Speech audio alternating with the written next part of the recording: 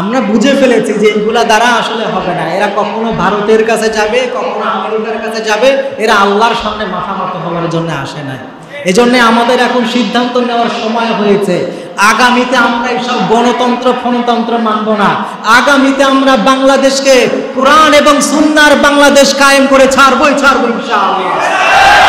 এটার জন্য যদি সুযোগ আসে, যদি ইসলাম কায়েম করার জন্য একটা সুযোগ তৈরি হয়, গাদ্দারি না করে, মুনাফিকি না করে, যারা কোরআনের পক্ষে থাকবে, যারা ইসলামের পক্ষে থাকবে, তাদের পক্ষে আপনারা থাকার জন্য তৈরি আছেন তো ইনশাআল্লাহ? ألا يظن أولئك أنهم مبعوثون ليوم عظيم।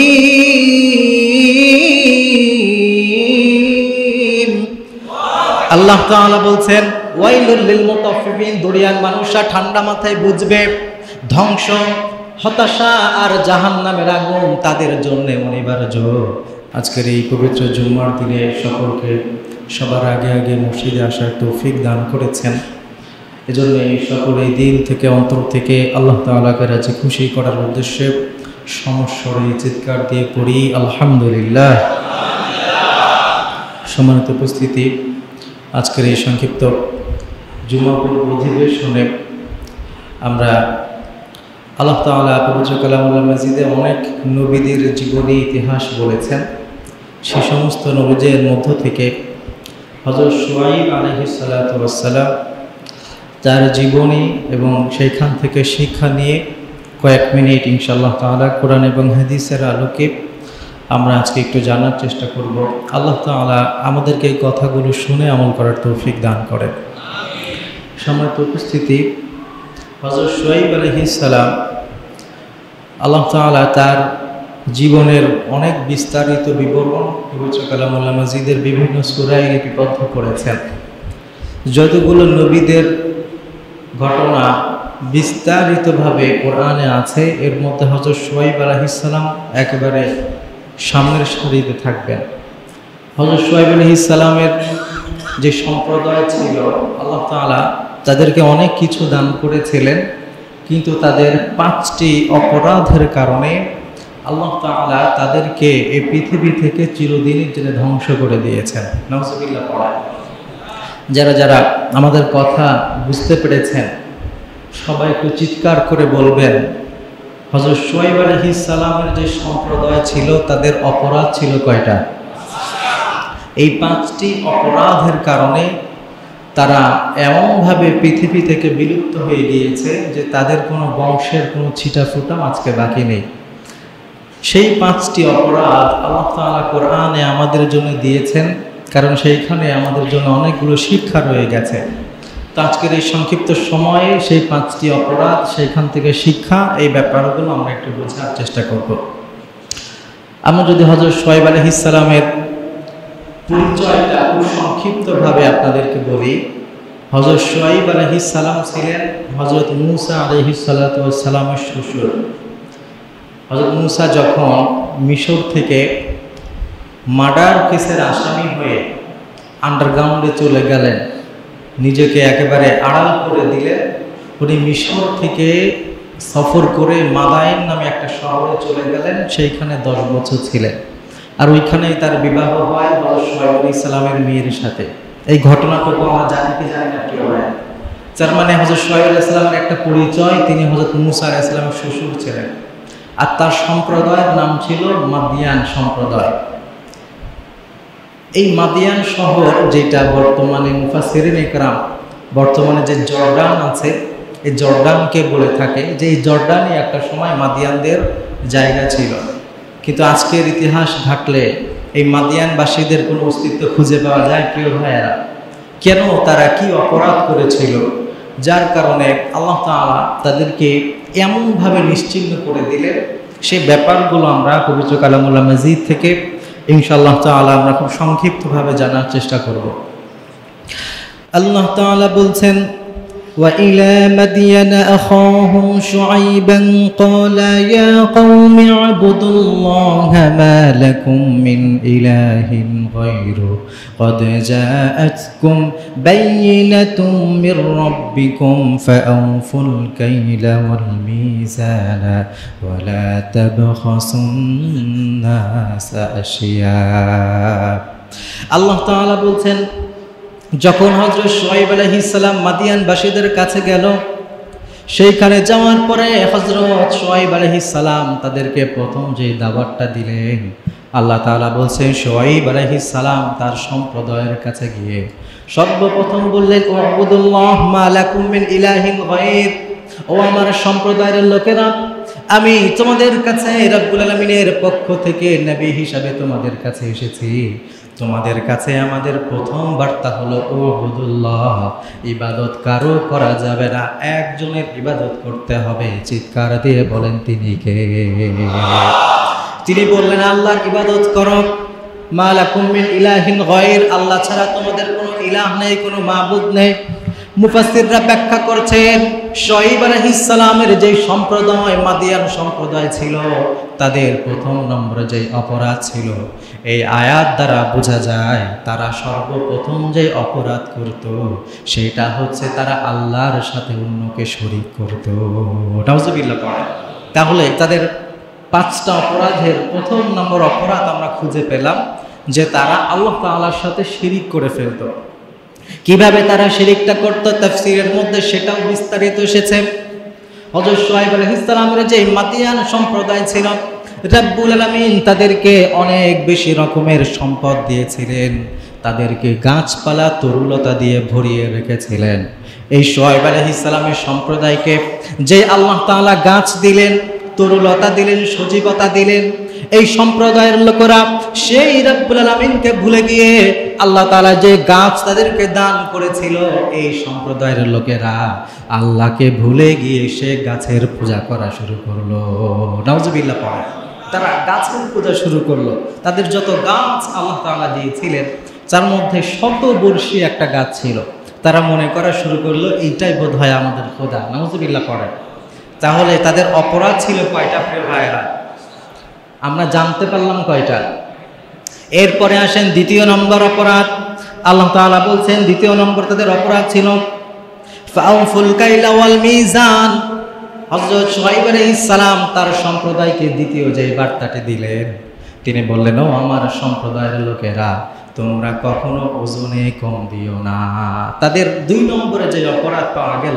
সেটা হচ্ছে তারা ওজনে কম দিত আল্লাহ তাআলা যত নবীদের ঘটনা এই কোরআনের মধ্যে লিখেছেন কোন নবীর ব্যাপারে এই কথা বলেননি যে ওই নবী তার সম্প্রদায়ের কাছে গিয়ে ওজন যেন কম না দেয় এই দাওয়াত দিয়েছে শুধুমাত্র এই মাদিয়ানবাসীদের দ্বারা এই অপরাধ সংগঠিত হয়েছিল পৃথিবীর ইতিহাসে সর্বপ্রথম আমাদের সমাজে তো এই ওজন কম দেওয়ার এই অপরাধ বর্তমানে নাই কি বলেন ভাইয়া আছে আছে আলহামদুলিল্লাহ অন্তত মুসলমানদের মধ্যে এটা নাই কি বলেন আপনারা মুসলমানদের মধ্যে আছে শুকরিয়া করেন যে আমাদের গাজীপুরে নাই গাজীপুরেও আছে খেয়াল করবেন মিলিয়ে নেবেন প্রত্যেকটা অপরাধের সাথে আমাদের জীবনের কোনো বাস্তবতা আছে কিনা এই জন্যই রাব্বুল আলামিন বলছেন আরো বিস্তারিতভাবে ওয়াইলুল লিল মুতাফফিফিনা আল্লাযীনা ইকতালু আলান নাসি ইয়াস্তাওফুনা ওয়া ইযা কালুহুম আও ওয়াজানুহুম ইখসিরুন আলা ইয়াযুন্নু উলাইকা আন্নাহুম মাব'উসুনা লিয়াওমিন আযীম আল্লাহ তাআলা বলছেন ওয়াইলুল লিল মুতাফফিফিন দুনিয়ার মানুষরা ঠান্ডা মাথায় বুঝবে ধ্বংস হতাশা আর জাহান্নামের আগুন তাদের জন্য অনিবার্য আল্লাহ তাআলা বলছেন যারা হবে মুতাফফিফিন মুতাফফিফিন কারা আল্লাহ তাআলা ব্যাখ্যা করেছেন আল্লাহ বলছেন আল্লাযীনা ইযা কালু আলান নাসি ইস্তাওফুন মুতাফফিফিন বলা হয় তাদেরকে যারা যখন কোনো কিছু কেনাকাটা করতে যায় নিজেরা যখন কিনতে যায় তারা একেবারে ওজনে সমান সমান করে তারা কেনে কিন্তু ইযা কালুহুম আও ওয়াজানুহুম ইখসিরুন যখন তারা নিজেরা বিক্রি করে তখন তারা ওজনে কম দেয় নাউজুবিল্লাহ পড়ে অনেক আমাদের সমাজে দেখবেন এরকম আছে, ওজনে কম দেওয়ার। এখন নিউজের দিকে তাকালে আপনি অবাক হয়ে যাবেন, এমন এমন সব সিস্টেম বের হয়েছে যে কি করে কিভাবে আপনাকে ঠকানো যায়। নাউজুবিল্লাহ পড়ে।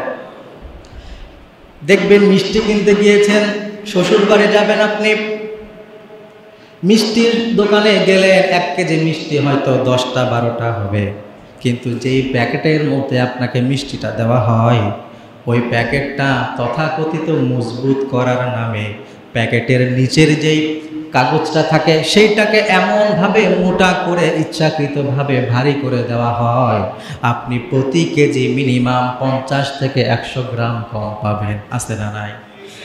এইগুলা ভাই নতুন কথা না, নিউজ খুললে আবার অনেক চমৎকার কথা পাবেন।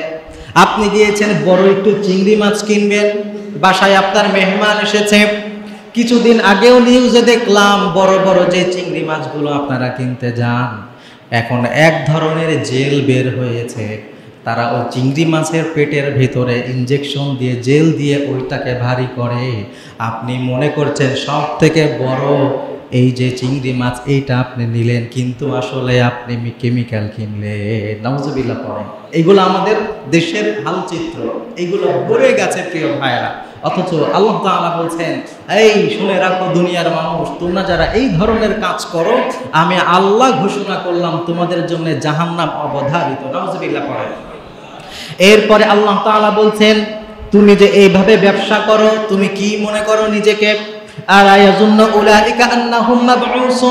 রব্বুল আলামিন বলছেন, তুমি যে এইভাবে ধোঁকাবাজি করলে, তুমি কি মনে করেছো আল্লাহর সামনে কখনো তোমাকে দাঁড়াতে হবে না? তুমি ধোঁকাবাজি করেছ, কাস্টমারকে তুমি বিদায় দিলে, তুমি ভাবলে তুমি হয়তো বেঁচে গিয়েছ, হয়তোবা তুমি ব্যবসা করলে 2000 টাকা লাভ করতে, কিন্তু ভেজাল দেওয়ার কারণে তুমি হয়তো 1000 টাকা বেশি লাভ করেছ। তুমি যেটাকে মনে করো 1000 টাকা লাভ করেছ, আসলে তুমি 1000 টাকার জাহান্নামের আগুন কিনেছ। ঠিক কিনা? এজন্য আল্লাহ বলছেন, আলা ইয়াজুন্নু উলাইকা আন্নাহুম মাবউসুন। দুনিয়ার মানুষেরা, তোমরা কি মনে করো কখনোই তোমাদেরকে আমার সামনে দাঁড়াতে হবে না? আল্লাহ বলছেন, লিয়াউমিন আযীম, একটা ভয়ঙ্কর দিন তোমাদের সামনে আসবে, যত ভণ্ডামি আর যা কিছু করেছে সব কিছুর হিসাব সেদিন দিতে হবে। ঠিক কিনা? রব্বুল আলামিন বলছেন, লিয়াউমিন আযীম, এক মহাদিন তোমাদের জন্য অপেক্ষা করেছে। বিশ্বনবী মহানবী সাল্লাল্লাহু আলাইহি ওয়াসাল্লাম হাদিসের মধ্যে সেই ভয়ঙ্কর দিনের কথা বর্ণনা করেছেন। আল্লাহর নবী বলছেন, সেই হাসরের ময়দানটা যখন কায়েম হবে, আল্লাহ তাআলা এই সূর্যটাকে মানুষের একেবারে কাছাকাছি নিয়ে চলে আসবেন। আজকের যে সূর্যটা আমরা দেখি, বিজ্ঞানীরা বলছে এই সূর্যটা মিনিমাম 9,35,00,000 মাইল দূরে আছে। কয় কোটি? মিনিমাম 9,35,00,000 মাইল দূরে। এত দূরে থাকা সূর্যটা চৈত্র মাসে যখন 40 থেকে 45 ডিগ্রি সেলসিয়াসের যে একটু তাপ দেয়, আমাদের সহ্য হয় না। ঠিক কিনা বলেন প্রিয় ভাই? মাঠগুলো ফেটে চৌচির হয়ে যায়, কুকুরগুলা পর্যন্ত জিহ্বা বের করে হাঁপাতে থাকে। আপনি সারাদিন কাজ করার পরে বাসায় ফিরে এসে ফ্যানটা দিবেন, দেখবেন ফ্যানের বাতাসটাও আগুনের মতো গরম। বিশ্বনবী বলছে, এত দূরের সূর্য তোমরা সহ্য করতে পারো না, কিন্তু আল্লাহ তাআলা এই সূর্যটাকে কত কাছাকাছি দিবেন।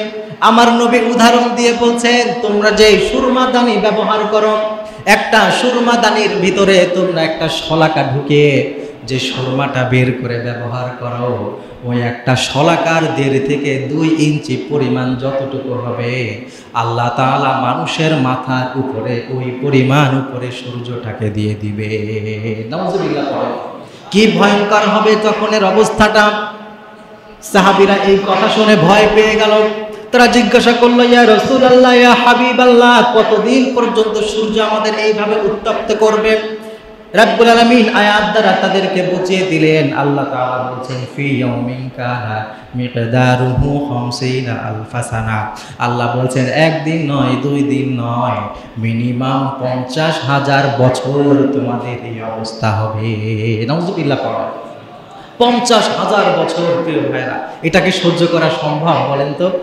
আবার অনেকেই ভাবছেন 50,000 বছর বোধ হয় দেখতে দেখতে চলে যাবে। বিশ্বনবীর এই যে আল্লাহ তাআলা যে বললেন 50 বছর, 1000 বছর, আল্লাহ এটার আরো চমৎকার ব্যাখ্যা করেছেন খুলে খুলে, যাতে আমরা বুঝতে পারি যে 50 বা 1000 বছর দ্বারা কি উদ্দেশ্য। আল্লাহ তাআলা সূরা হজের 47 নম্বর আয়াতে সেটার ব্যাখ্যা করছেন। 50,000 বছর বলতে দুনিয়ার মানুষ কি বুঝবে তোমরা?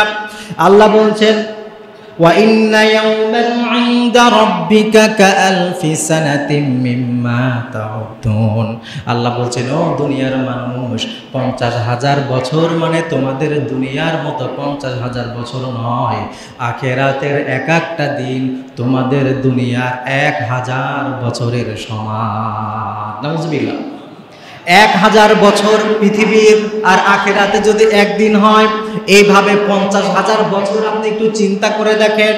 বিশ্বনবীর হাদিসের মধ্যে এসেছে, সূর্যটা যখন একেবারে মাথার কাছে চলে আসবে, একটা ভাত যখন তার হাড়ির মধ্যে থাকে, সেটা যেমন আগুনের কারণে একেবারে উত্তপ্ত হয়ে টকবক টকবক করে ফুটা শুরু করে, এই মানুষেরা যখন সেই আখিরাতে দাঁড়িয়ে থাকবে, তাদের মাথার মগজগুলো এইভাবে টকবক টকবক করে ফুটতে থাকবে। দুনিয়ায় যদি এরকম কোনো শাস্তি দেওয়া হতো, মানুষ এক মুহূর্তের জন্য বেঁচে থাকতে পারত না। এই 50,000 বছর তো দূরে থাক, 1 ঘন্টাও মানুষ এরকম আযাব সহ্য করতে পারবে না। মানুষগুলো চিৎকার করবে, হায় আল্লাহ, আমার যদি মরণ হতো। কিন্তু হাদিসের মধ্যে এসেছে, এইরকম কঠিন আযাব যখন মানুষকে দেওয়া হবে, মৃত্যুটাকে এমনভাবে জবাই করা হবে আর তার কাছে মৃত্যু আসবে না, সে এইভাবে বছরের পরে বছর উত্তপ্ত হয়ে আযাব সহ্য করতে থাকবে। এই আযাব সহ্য করার ক্ষমতা আমাদের আছে ভাইয়েরা? আবার কিছু সাহাবীরা জিজ্ঞাসা করলো, ইয়া রাসূলুল্লাহ, ইয়া হাবিবাল্লাহ, কোনো ছায়া থাকবে কিনা? আমরা অনেক সময় শীত থেকে বাঁচার জন্য মোটা কাপড় পরি, রোদের তাপ থেকে বাঁচার জন্য মাথায় ছাতা মেলে ধরি। সাহাবীরা যখন আমার নবীকে এই কথা জিজ্ঞাসা করলেন, আমার নবী বললেন, সেই দিনের অবস্থাটা এমন হবে, মাথার উপরে থাকবে সূর্য, পায়ের নিচে থাকবে তামার মতো মাটি, পড়ে যাওয়া মাটি। আর ওই অবস্থায় মানুষদের অবস্থা এমন হবে, একটা ছাতা তো দূরে থাক, মানুষের গায়ে সামান্য পরিমাণ সুতাও থাকবে না। এই কথা শুনে হযরত আয়েশা বললেন, ইয়া রাসূলুল্লাহ, এটা আবার কেমন কথা? নারী পুরুষ সবাই যদি উলঙ্গ থাকে, তাহলে কি একজন আরেকজনের দিকে তাকাবে না? বিশ্বনবী বললেন, ও আমার আয়েশা, শোনো, ওই দিনের অবস্থাটা এত ভয়ঙ্কর হবে, একজন আরেকজনের দিকে তাকানো তো দূরে থাক, মানুষের কোনো সেন্স থাকবে না, তারা নিজের অস্তিত্ব খুঁজে পাবে না, তারা শুধু জাররা জাররা করে আল্লাহর কাছে কাঁদবে আর বলবে, ও আমার আল্লাহ, তুমি জাহান্নামে যদি দিতে চাও জাহান্নামে দিয়ে দাও, তবু এই হাসরের ময়দান থেকে রক্ষা করো। নাউজুবিল্লাহ পড়ে। কি ভয়ানক সেই অবস্থাটা হবে। রাব্বুল আলামিন সেই দিনের কথা স্মরণ করিয়ে দিয়ে আমাদেরকে উদ্দেশ্য করে বলছেন, ও ব্যবসায়ীরা, যারা তোমরা ওজনে কম দাও, সেই দিনের কথাটা মনে রেখো, আমার সামনে কিন্তু সেই দিন উপস্থিত হতে হবে। এই যে 2 নম্বরে যেই সমস্যার কথা বললাম, এইটা আমাদের মুসলিম সমাজে এখন অহরহ এগুলো দেখা যায়। আল্লাহ তাআলা এগুলো থেকে আমাদের হেফাজত করে পড়ে না। আমি সংক্ষেপে এরপরে 3 নম্বর তাদের কি অপরাধ ছিল সেইটা আমরা একটু বর্ণনা করব প্রিয় ভাইরা। এরপরে আল্লাহ তাআলা বলছেন, মাদিয়ানবাসীদের 3য় অপরাধ, ওয়ালা তাবখাসুন নাসা আশিয়াআহুম। রব্বুল আলামিন বলছেন, হযরত শুআয়ব আলাইহিস সালাম মাদিয়ানবাসীদের কাছে গিয়ে 3 নম্বরে যেই বার্তাটা দিল, তিনি গিয়ে বললেন, ও মাদিয়ানবাসীর লোকেরা, তোমরা একজনের যেই প্রাপ্য মাল আছে, সম্পদ আছে, ওইটাকে অন্যায়ভাবে দখল করে নিও না। মুফাসসির রাইটার ব্যাখ্যা বলছেন, তাদের 3 নম্বর অপরাধ ছিল, এই মাদিয়ানবাসীরা ছিনতাই করত, মানুষের সম্পদ লুণ্ঠন করে নিত, এমনকি তারা আইনসম্মতভাবে মানুষের সম্পদগুলো এমনভাবে লুণ্ঠন করত, চাঁদাবাজি করত। মুফাসসিররা বলছেন, মাদিয়ানে যদি কেউ ব্যবসা করার জন্য যেত, ব্যবসার 10% চাঁদাবাজিরা একেবারে আইনসম্মতভাবে তাদের থেকে নিয়ে নিত। নাউজুবিল্লাহ পড়ে। প্রিয় ভাইরা, আমাদের সমাজে তো চাঁদাবাজি আল্লাহর রহমতে নাই, কি বলেন? আমাদের সমাজে প্রিয় ভাইরা খেয়াল করেন, তাদের যেই সমস্ত কারণে আজকে আল্লাহ তাআলা ধ্বংস করেছেন, এই সবগুলো বিষয় কিন্তু আমাদের মাঝে আছে। এই জন্য আমরা বলি, এই চাঁদাবাজি বাদ দেন, এই যে জুম্মার দিনে যে কিছু ফকির মাঝে মাঝে দেখবেন হাত নাই, পা নাই, চোখ নাই, যারা ভিক্ষা করতে আসে, তোমরা যারা চাঁদাবাজি করো তোমরা ওই ভিক্ষুকদের চাইতেও নিকৃষ্ট, ঠিক না? কারণ ওই ভিক্ষুকদের তাদের হাত হয়তো নাই, তাদের হয়তো পা নাই, কিন্তু এরপরও তারা অন্যায়ভাবে মানুষের সম্পদ আত্মসাৎ করে না। আর তোমাকে আল্লাহ সব কিছু দিল, বুদ্ধি দিল, ব্রেইন দিল, ক্ষমতা দিল, আর সেইটার অপব্যবহার করে তুমি যে মানুষের সম্পদকে ছিনতাই করে নিচ্ছ, লুণ্ঠন করছো, দুর্নীতি করছো, আল্লাহর সামনে তোমাকে দাঁড়াতে হবে, ঠিক কিনা বলেন? আমরা এই জন্য এদেরকে বলি, দরকার হলে তোমাদের এতই যদি অভাব হয় এই শুক্রবারে আসবা, আমরাও তোমাদেরকে সবাই মিলে সহযোগ করে দিব, কি বলেন? এরপরও চাঁদাবাজি যেন আল্লাহ আমাদের এই দেশ থেকে উঠায় না, পরে না। আমিন। আল্লাহ তাআলা বলছেন তাদের 3 নম্বর কাজ ছিল তারা চাঁদাবাজি করত। এরপরে হযরত শুআয়ব আলাইহিস সালাম তাদেরকে বললেন, তোমরা চাঁদাবাজি বন্ধ করে দাও, চাঁদাবাজি থেকে তোমরা ফিরে আসো। এই কথা যখন, এই 3টা কথা যখন তাদেরকে বলা হলো, তখন মাদিয়ানবাসীদের কি রিয়াকশন ছিল, তারা তার কথার বিপরীতে কি বলল, রাব্বুল আলামিন সেটাও তিনি তুলে দিলেন। আল্লাহ তাআলা বলছেন, এরপরে যখন হযরত শুআয়ব আলাইহিস সালাম তাদেরকে এইভাবে নসিহত করা শুরু করলেন, তখন তারা বলল, ক্বালু ইয়া শুআয়ব আসসালাওয়াতুকা তা'মুরুকা আন নাতরুকা মা ইয়া'বুদু আবাউনা আও আন নাফআলা ফি আমওয়ালিনা মা নাশা ইন্নাকা লা আনতাল হালিমুর রাশীদ। আল্লাহ তাআলা বলছেন, শুআয়ব আলাইহিস সালাম যখন তাদেরকে এই বিষয়গুলো খুলে খুলে বলল, তখন তারা হযরত শুআয়ব আলাইহিস সালামকে কিছু কথা বলেছিল, রাব্বুল আলামিন সেই কথাগুলো কোরআনের মধ্যে তুলে দিলেন। আর এইটা হচ্ছে ওই মাদিয়ানবাসীদের 4র্থতম অপরাধ। তারা তখন নবী শুআয়বকে বলল, ও শুআয়ব, তুমি যে নামাজ পড়ো, আমরা কি তোমাকে নামাজ পড়তে বাধা দেই নাকি? তুমি যে জিকির করো, তুমি যে আল্লাহর বিধান পালন করো, আমরা তো তোমাকে বাধা দেই না। তাহলে তোমার নামাজ আর তোমার এই বিধিবিধান কেন আমাদেরকে এই চাঁদাবাজি আর ক্ষমতার ব্যবহার, আমরা যা ইচ্ছা তাই করব, এইটা থেকে কেন তারা বাধা দেয়? তার মানে তারা বোঝাতে চাইল, তুমি যে ধর্মটা পালন করো, তুমি যে নামাজ পড়ো, তুমি যে জিকির আজকার করো, সেটা তোমার স্বাধীনতা আছে, তুমি যা খুশি তাই করতে পারো, তুমি মসজিদে তোমার ধর্মটাকে রাখো, এতে আমাদের কোনো আপত্তি নাই। কিন্তু যদি ওইটা তুমি বের করে সমাজে প্রতিষ্ঠিত করতে চাও, তখন আমাদের আপত্তি আছে। আমার কথা বুঝে থাকলে বলেন, আমাদের দেশে এরকম লোক আছে কি না, যারা বলে তুমি নামাজ পড়ো, রোজা রাখো, কোনো সমস্যা নাই, কিন্তু যখন আপনি ইসলামের রাজনীতির কথা বলবেন তখন তাদের গা জ্বলে? আছে না নাই? আল্লাহ তাআলা এটা বলেন 4র্থ অপরাধ, যে যখন তাদেরকে বলা হলো যে বাজারে এই আল্লাহর এই আইনগুলো প্রতিষ্ঠিত করতে হবে, সমাজে প্রতিষ্ঠিত করতে হবে, তখন তারা বলল যে তুমি নামাজ পড়ছো, জিকির করছো, যা করো করো না, এটা আবার সমাজে কেন প্রতিষ্ঠিত করতে চাও? এটা হচ্ছে 4র্থতম অপরাধ। আজকের দুনিয়ায়ও অনেক নেতা খেতারা আছে, দেখবেন তারা আমাদেরকে স্বাধীনতা দেয় যে তুমি টুপি পরো, দাড়ি রাখো, এতে আমাদের কোনো আপত্তি নাই, কিন্তু শুধুমাত্র ওইটা তুমি সমাজে বাস্তবায়ন করতে পারবে না। কারণ তারা জানে সমাজে যদি একবার ইসলাম বাস্তবায়ন হয়ে যায়, ইসলাম যদি ঘরের ভিতরে চলে যায়, আমি চাইলে আমার বউকে, আমার মেয়েকে পর্দা ছাড়া বাইরে বের করতে পারবো না। ইসলাম যদি একবার সমাজে বাস্তবায়ন হয়ে যায়, তাহলে অশ্লীলতা প্রচার করা যাবে না, তাহলে চাঁদাবাজি করা যাবে না। ইসলাম যদি একবার সংসদে বাস্তবায়ন হয়ে যায়, তাহলে তাদের মতো গুন্ডার বদমাইশ নেতা হতে পারবে না। এজন্যই তারা ভয় পায়, তারা মনে করে ইসলামটাকে যদি কোনোভাবে দাঁড়িয়ে আর টুপির মধ্যে রেখে দেওয়া যায়, এই তাহলে আমাদের কোনো সমস্যা নাই। কিন্তু আল্লাহ তাআলা এই জন্য এইগুলোকে স্পষ্ট করে দিয়েছেন, যেই সমস্ত নেতারা মনে করে ইসলাম শুধুমাত্র টুপি আর দাড়ির মধ্যে সীমাবদ্ধ থাকবে, তারাও এই অভিশপ্ত মানুষদের মতো রাব্বুল আলামিন তাদের জন্য কঠিন শাস্তির ব্যবস্থা রেখেছে। যখন তারা এই কথাগুলো হযরত শুআয়ব আলাইহিস সালামকে বলল, হযরত শুআয়ব আলাইহিস সালাম তাদের কথা শুনে ক্ষান্ত হলেন না, বরং তিনি আল্লাহর দাওয়াত তখনও প্রচার করা শুরু করে দিলেন। যখন তারা দেখলো কোনোভাবে হযরত শুআয়ব আলাইহিস সালামকে রোখা গেল না, তখন তারা নতুন একটা কথা বলল, সেটাও আল্লাহ তাআলা কোরআনে দিয়ে দিলেন। সূরা আ'রাফের 88 নম্বর আয়াত আল্লাহ তাআলা বলছেন, ক্বালাল মালাউল্লাযীনা ইসতাকবারু মিন কওমিহি লানুখরিজান্নাকা ইয়া শুআইব ওয়াল্লাযীনা আমানু মা'আকা মিন ক্বরিয়াতিনা।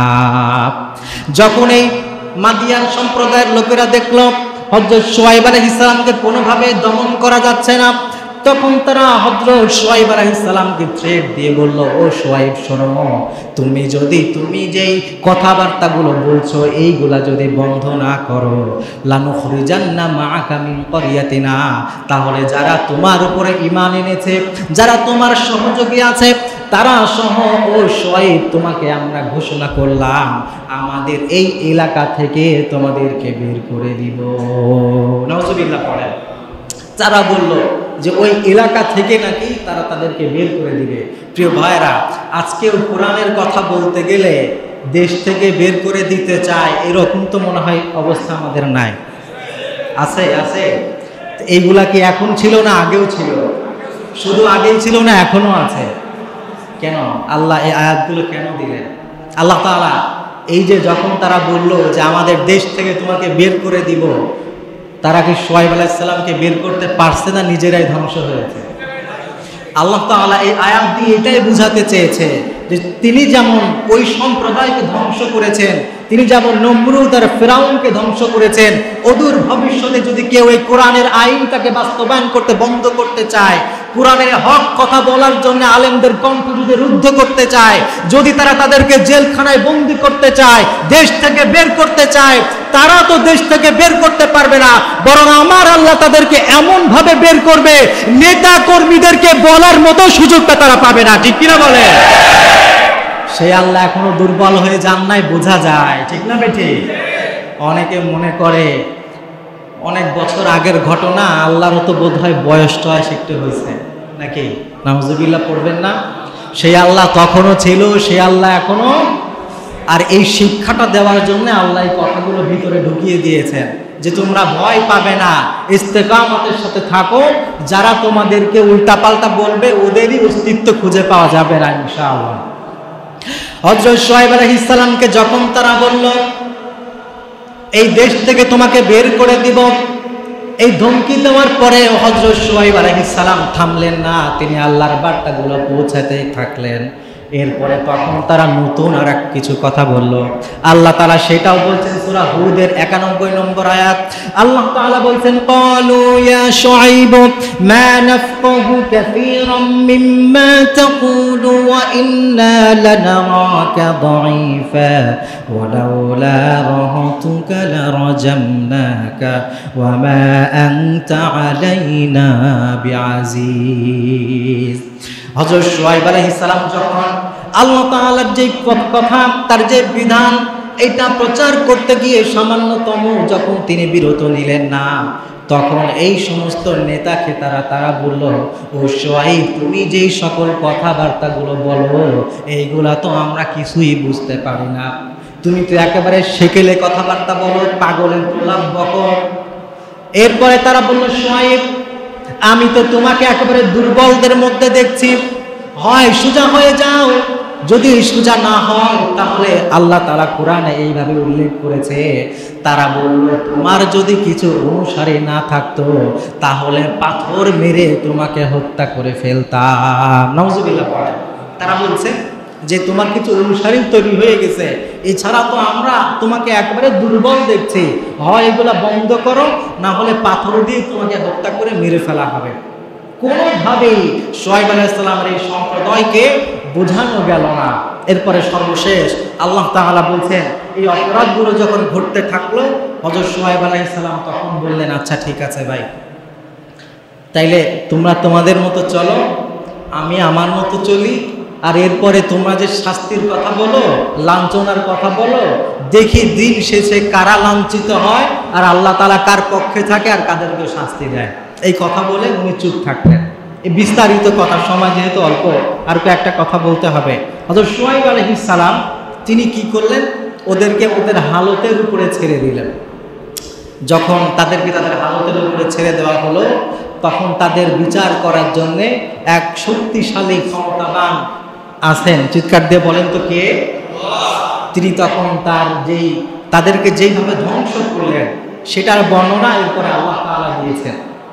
দেখবেন, আপনি যদি কাউকে হত্যা করতে চান, কথার কথা একটা গুলি করে দিলেন, 1 মিনিটের মধ্যে লোকটা মরে গেল, এইটা একরকম শাস্তি। আর একটা আপনি তাকে ধুকে ধুকে কষ্ট দিয়ে দিয়ে মারছেন, এই দুই শাস্তির মধ্যে পার্থক্য আছে না নাই? দেখেন আল্লাহ তাআলা কি বলছেন। আল্লাহ তাআলা বলছেন, ক্বালু ইন্নামা আনতা মিনাল মুসাহহারিন ওয়া মা আনতা ইল্লা বাশারুম মিথলুনা ওয়া ইন্না লাযুন্নুকা মিনাল কাযিবিন। এই শুআয়ব আলাইহিস সালামের সম্প্রদায়রা শুআয়ব আলাইহিস সালামকে বলতে লাগলো, তুমি তো একটা পাগল জাদুগ্রস্ত মানুষ। নাউযুবিল্লাহ পড়েন। অনেক সময় দেখবেন উলামা ইকরামরা যখন এই সমস্ত কথাবার্তাগুলো বলে, উলামারা যখন তাদেরকে ভয় দেখায়, আল্লাহ তাআলার জাহান্নামের কথা বলে, উলামারা যখন বলে দুর্নীতি বন্ধ করো, ইসলামিক খেলাফা কায়েম করো, তখন তারা বলে তুমি তো একটা কাঠমোল্লা। বলে কি বলে না? তারা বলে তোমরা তো কাঠমোল্লা, তোমরা তো দুনিয়ার সম্পর্কে কিছুই বুঝো না, একেবারে অজ্ঞ। এই সেম কথাগুলো তারা শুআয়ব আলাইহিস সালামকে বলেছিল। আল্লাহ তাআলা বললেন, যখন তারা এই ধরনের কথা বলল, হযরত শুআয়ব আলাইহিস সালাম বললেন, তাওয়াক্কালতু আলাল্লাহ, আমি আমাকে আমার আল্লাহর উপরে সুপুর্দ করলাম, আমি আল্লাহর উপরে তাওয়াক্কুল করলাম, তোমাদের অবস্থা আল্লাহর উপরে ছেড়ে দিলাম, যা হবে আল্লাহর, তোমরা বুঝে নিও। আল্লাহ বলেন, এরপরে সেই শাস্তি দেওয়া শুরু করলেন। আল্লাহ তাআলা 3টা ধাপে শাস্তি দিয়ে তাদেরকে ধ্বংস করেছেন। 1 নম্বর, প্রথম শাস্তি, শুআয়ব আলাইহিস সালামের সম্প্রদায়রা বলল, তুমি তো আমাদের মতোই মানুষ, তোমার উপরে আবার কেমনে ওহী আসে? যদি তুমি সত্যিকারের নবী হয়ে থাকো, ফাসকিত আলাইনা কিসাফাও মিনাস সামা, তাহলে আমাদের উপরে আসমান থেকে এমন কিছু মেঘ একত্রিত করে দেখাও যেগুলা দেখলে বুঝবো তুমি আল্লাহর রাসূল। তারা চাইলো কিছু কারামতি দেখাতে। আল্লাহ তাআলা বললেন, আচ্ছা ঠিক আছে, কারামতি ভালো মতোই দেখানো হবে। মুফাসসিররা বলেছেন, 7টা দিন আল্লাহ তাআলা বাতাস বন্ধ করে দিলেন। প্রচন্ড রৌদ্র খরা তাদের উপরে এমন ভাবে আসা শুরু করলো, তাদের যত গাছপালা ছিল সবগুলো একেবারে নিঃশেষ হয়ে গেল। আর এরপরে তাদের যত নদী নালা খাল বিল ছিল সবগুলার পানি একেবারে শুকিয়ে গেল। 7টা দিন ধরে তারা বাতাস পায় না, পানি পায় না, একেবারে ভয়ঙ্কর রকমের তাদের অবস্থা। 7 দিন যখন তারা মরে যাবে অবস্থা, এমন অবস্থা, তখন তারা যে হযরত শুআয়ব আলাইহিস সালামকে বলেছিল, তুমি যদি নবী হয়ে থাকো আসমান থেকে 1 খণ্ড মেঘ নামিয়ে নিয়ে আসো, তখন তাদের এই কথা বাস্তবায়ন করার জন্য আমার রাব্বুল আলামিন এই খরার মধ্যে, এই প্রচণ্ড রোদের মধ্যে 1 খণ্ড মেঘ তাদের একেবারে মাথার উপরে নিয়ে আসলো। একটা কথা বুঝে থাকলে বলেন, যখন আপনি দেখবেন চারিদিকে বিশাল রোদ, পানি নাই, কিছু নাই, হঠাৎ যদি দেখেন আসমানে মেঘ জমা হচ্ছে, আপনার ভিতরে একটা আশা সৃষ্টি হবে, বোধ হয় বৃষ্টি নামবে। ঠিক না ঠিক? এরাও এটাই ভাবছে। ওরা ভাবছে, যাক মাশাআল্লাহ, আল্লাহ তো ওর পক্ষে না, তাহলে তো আমাদের বৃষ্টি দেওয়ার জন্য এত আয়োজন করতো না। কিতাবের মধ্যে এসছে, এরা সবাই ঘর বাড়ি ছেড়ে যে জায়গাটায় আল্লাহ মেঘ দিয়েছিলেন, সবাই পঙ্গপালের মতো ছুটে ওই মেঘের নিচে একত্রিত হওয়া শুরু করলো। এবং তারা এটা আশা করলো যে অচিরে বৃষ্টি আসবে, ঠান্ডা চলে যাবে, আর তারা প্রাণ ভরে পানি খেতে পারবে। প্রিয় ভাইরা, এরপরে আল্লাহ তাআলা দ্বিতীয় পর্যায়ের যে শাস্তি সেটা দেওয়া শুরু করলেন। আল্লাহ তাআলা বলছেন,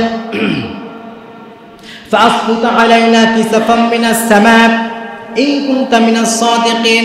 যখন তারা এই কথা বলল যে পারলে 1 খণ্ড মেঘ এনে দেখাও, রব্বুল আলামিন তখন 1 খণ্ড মেঘ তাদের মাথার উপরে নিয়ে আসলো। তারা মনে করলো এখান থেকে ঠান্ডা বৃষ্টি পড়বে আর আমরা আরামে থাকবো। ঠিকই বৃষ্টিটাও আল্লাহ তাআলা দিলেন, প্রতি ফোঁটায় ফোঁটায় বৃষ্টি পড়া শুরু করলো। কিন্তু রব্বুল আলামিন বলছেন, এই বৃষ্টিটা কোনো ঠান্ডার বৃষ্টি ছিল না, এই বৃষ্টিটা ছিল আগুনের বৃষ্টি। প্রতি ফোঁটা পানি পড়ে নাই, বরং রব্বুল আলামিন পানির মতো করে ওই মেঘ থেকে ফোঁটায় ফোঁটায় এমন ভাবে আগুনগুলো নিক্ষেপ করতে শুরু করলো। কিতাবের মধ্যে এসেছে যেই লোকটার গায়ে এই এক ফোঁটা আগুন লাগছিল, যেই দিক দিয়ে লাগছিল বিপরীত দিক থেকে নারী ভুঁড়ি সহ বের হতে লাগলো। নাউজুবিল্লাহ পড়ে। কি এক ভয়ঙ্কর সিচুয়েশন! 7-8টা দিন তাদের কাছে পানি নাই, তারা ভয়ঙ্কর গরমের মধ্যে আছে। 7 দিন পরে যখন আল্লাহ তাআলা মেঘ তাদেরকে দিলেন, কিন্তু এই মেঘের থেকে কোনো বৃষ্টি আসে না, বরং সেইখান থেকে একেবারে বৃষ্টির মতো করে ফুটায় ফুটায় জাহান্নামের আগুন ঝরতে লাগলো। যখন তাদের অবস্থা এইরকম, তাদের নারী ভুঁড়ি একেবারে পুড়ে যায়, ভয়ানক অবস্থা। এরপরে রাব্বুল আলামিন বলছেন, এরপরে 3 নম্বর এবং ফাইনাল খেলাটা তখন খেললাম। অনেকেই দেখবেন খেলার কথা বলে, আছে না? বলে না আসো খেলা হবে, আছে? দেখেন আল্লাহ বলছে এবার ফাইনাল খেলাটা হবে। দেখেন ফাইনাল খেলা কি? আল্লাহ তাআলা বলছেন, ফাআখাযাতহুমুর রাজফা ফাআসবাহু ফি দারিহিম জাসিমিন। আল্লাহ তাআলা বলছেন, যখন এই 2 নম্বর কাণ্ডটা ঘটলো, ওরা যখন ভয়ঙ্কর আগুনের মধ্যে একেবারে নিষ্পেষিত, তখন রাব্বুল আলামিন বললেন, আমি এক ভয়ঙ্কর বাতাস তাদের দিকে নিয়ে আসলাম। এমন ভয়ঙ্কর বাতাস ছিল, যেই বাতাসটা আসার পরে তাদের যে জমিন ছিল, জমিনটাকে এমনভাবে নাড়িয়ে দিল, ভূমিকম্প হলে যেমন সব কিছু ভেঙে খাম হয়ে যায়। রাব্বুল আলামিন বলছেন, তাদেরকে এমনভাবে আমি ভূমিকম্প দিলাম, তাদের অবস্থাটা এমন হলো, এমনভাবে তারা নিঃশেষিত হলো।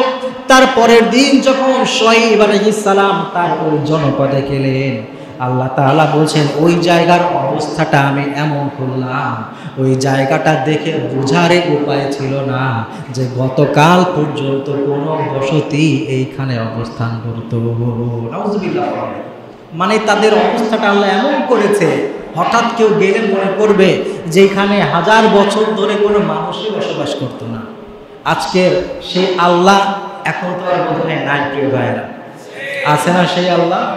এই কথাগুলো আমাদেরকে এই জন্য দিয়েছে, দেখেন যতগুলো অপরাধ তারা করতো, সবগুলো অপরাধ এখন আমাদের সমাজে আছে। আমরা মুসলমানরা এই ধরনের অপরাধগুলো করি। আমরা শিরিক করছি, আমরা মানুষের ওজনে কম দিচ্ছি। এরপরে যখন উলামা ইকরামরা খেলাফতের কথা বলে, কিছু মানুষ চায় খেলাফত যেন কায়েম না হয়, এইরকম চেষ্টাও তারা করছে। এই সব অপরাধগুলো যখন একসাথে জমা হবে, একত্রিত হবে, আমার আল্লাহ তাআলার শাস্তিও কিন্তু তত দ্রুত এক জায়গায় আসতে থাকবে। প্রিয় ভাইরা, এই জন্যে যদি আমরা আল্লাহর আযাব আর গজব থেকে বাঁচতে চাই, তাহলে আমাদেরকে ফিরে আসার দরকার আছে না নাই বলেন? অনেকেই মনে করে কই এত অপরাধ হচ্ছে, আল্লাহ তো আর আগের মতো আসমান থেকে আগুনের বৃষ্টি দেয় না। ভাগ্য ভালো যে আমরা আখেরি নবীর শেষ উম্মত, তার রহমতটা আছে, যার কারণে আল্লাহ কিছু করেন না। আর 2 নম্বর আর একটা কারণ আছে, সেটা হলো আমাদের এই উম্মাকে আল্লাহ তাআলা জিহাদকে ফরজ করেছেন। সুবহানাল্লাহ পড়ে। জিহাদটাকে অনেকে খুব ভয়ঙ্কর কিছু মনে করে, কিন্তু এই জিহাদ আমাদের জন্য রহমত। কিভাবে?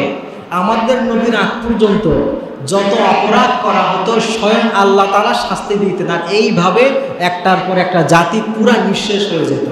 কিন্তু আমার নবীর রহমতের কারণে আল্লাহ চান নাই যে তিনি নিজ হাতে এই জাতিকে শাস্তি দিবেন, ধ্বংস করবেন।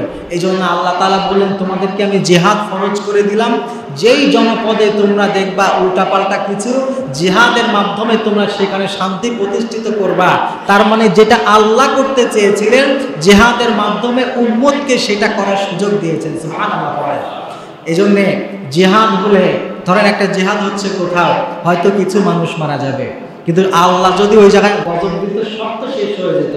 এই জন্য জিহাদ এটাকে আমাদের জন্য সন্ত্রাস নাকি আমাদের জন্য রহমত? প্রিয় ভাইরা, কিন্তু অনেকে বুঝতে চায় না। কেন চায় না জানেন? তারা জানে যে আমরা যেভাবে দুর্নীতি আর যেভাবে সন্ত্রাসী শুরু করেছি, ওই সন্ত্রাস দমন করার জন্যে আল্লাহ তাআলা জিহাদ দিয়েছে। কিন্তু এই জিহাদ যদি সমাজে প্রতিষ্ঠিত হয়ে যায়, মানুষ যদি অন্যায়ের বিরুদ্ধে রুখে দাঁড়াবার সাহস একবার পেয়ে যায়, তাহলে এই বাংলা, এক গোটা পৃথিবী আল্লাহ তাআলার কালেমার ছায়াতলে যদি একবার চলে আসে, তাহলে এই গুন্ডা মদমাশগুলা এই পৃথিবীতে থাকার কোনো জায়গা খুঁজে পাবে না। ঠিক কিনা বলেন? যারা আজকে আমাদের মানব অধিকারের গল্প শোনায়, এরাই তো পৃথিবীর সব থেকে বড় বড় সন্ত্রাস। তারা এই যে কাতারে দেখেন না কি হয়েছে, একটা স্বাধীন রাষ্ট্রের মধ্যে তারা শুধুই একটা কারণ যে আমাদের কিছু সন্ত্রাস না ওই জায়গায় থাকে, বাস ঢুকে গুলি করে সরকার করলো। আজকে যত আইন করা হয় শুধুমাত্র আমাদের মতো মুসলমানদের দমিয়ে রাখার জন্য, আর ওরা কিন্তু কোনো আইন টাইম মানে না, ওরাই আইন তৈরি করে, ওরাই ভঙ্গ করে, ঠিক না ঠিক বলে। এই জন্য মুসলমানদেরকে একত্রিত হতে হবে। আমরা যদি ঐক্যবদ্ধ হতে পারতাম, আমরা যদি এক হইতে পারতাম, তাহলে এই জালিমগুলো আমাদের সামনে এক মুহূর্ত টিকে থাকতে পারতো না। এই শক্তি আল্লাহ আমাদেরকে দিয়েছে, কিন্তু আমরা আসলে এক হইতে পারছি না। এই জন্য আমাদের বেশি বেশি আমার জন্য এক হইতে পারি, ঐক্যবদ্ধ হতে পারি, এর জন্য যেমন কাজ করার দরকার, দোয়াও করার দরকার। দোয়া করবেন ইনশাআল্লাহ। বাংলাদেশে এই যে কতগুলো কথা বললাম, আল্লাহর বিধান কায়েম না হইলে কি হয় এই কথা বললাম, কিন্তু এখন আবার নতুন কিছু আলাপ আমরা শুনতে পাচ্ছি। আপনাদের কাছে খবর আসছে কিনা জানি না, আমাদের ট্যাক্সের টাকায় যে স্কুলগুলো চলে ওইখানে নাকি এখন বাধ্যতামূলক একজন করে গানের শিক্ষক নিয়োগ দেওয়া হবে। নাউজুবিল্লাহ, কালকে পড়বেন না, এই খবর শুনছেন আপনারা? আমাদের স্কুলগুলোতে গানের শিক্ষক নিয়োগ দেওয়া হবে, অথচ হাদিসের মধ্যে সে নবীজি বলেছেন এই ঢোল তবলা আর গান বাজনা ধ্বংস করার জন্য আমাদের নবী এসেছে। তারা একদিকে রবিউল আউয়াল মাসে বলে যে আমাদের নবীর আদর্শের মধ্যে সবার মুক্তি আছে, আর রবিউল আউয়াল পার হইলে যেগুলো আমার নবী অপছন্দ করত আমাদের উপরে ওইগুলো চাপিয়ে দেওয়ার চেষ্টা করে, ঠিক না ঠিক? সব কিছু দেখার পরে আমি একটা ফাইনাল একটা জিনিস বুঝলাম, কি জানেন ভাই? আজকে যে বাংলাদেশের স্বাধীনতা অর্ধশত বছর পার হলো, আমরা বহু রকমের সরকার দেখলাম, আমরা গণতান্ত্রিক সরকার দেখলাম, আমরা তত্ত্বাবধায়ক সরকার দেখলাম, আমরা রাতের ভোটের সরকারও দেখেছি, ঠিক না? আবার আমরা ইন্টারিম সরকারও দেখলাম। সব সরকার দেখে আমরা বুঝলাম এদের একটারও হাতে ইসলাম নিরাপদ না। আপনারা কি একমত? আমরা বুঝে ফেলেছি যে এইগুলা দ্বারা আসলে হবে না। এরা কখনো ভারতের কাছে যাবে, কখনো আমেরিকার কাছে যাবে, এরা আল্লাহর সামনে মাথা নত হওয়ার জন্য আসে নাই। এজন্য আমাদের এখন সিদ্ধান্ত নেওয়ার সময় হয়েছে, আগামীতে আমরা এইসব গণতন্ত্র ফণতন্ত্র মানব না। আগামীতে আমরা বাংলাদেশকে কোরআন এবং সুন্নাহর বাংলাদেশ কায়েম করে ছাড়বো ইনশাআল্লাহ। এটার জন্য যদি সুযোগ আসে, যদি ইসলাম কায়েম করার জন্য একটা সুযোগ তৈরি হয়, গাদ্দারি না করে, মুনাফিকি না করে, যারা কোরআনের পক্ষে থাকবে, যারা ইসলামের পক্ষে থাকবে, তাদের পক্ষে আপনারা থাকার জন্য তৈরি আছেন তো ইনশাআল্লাহ? আল্লাহ তাআলা কবুল করুক, পড়ে না আমিন। এই কথা ভুলে যাবেন না ভাইরা, না হলে শাস্তি আমাদের উপরেও কিন্তু আসবে। আল্লাহ তাআলা আমাদের সকলকে হকের উপরে সীসা ঢালা প্রাচীরের মতো থাকার তৌফিক দান করুক, পড়ে না আমিন। যা কিছু বললাম আমাকে এবং আপনাদের সকলকে আল্লাহ তাআলা আমল করার তৌফিক দান করুন। ওয়া আখিরু দাওয়ানা আলহামদুলিল্লাহি রাব্বিল আলামিন।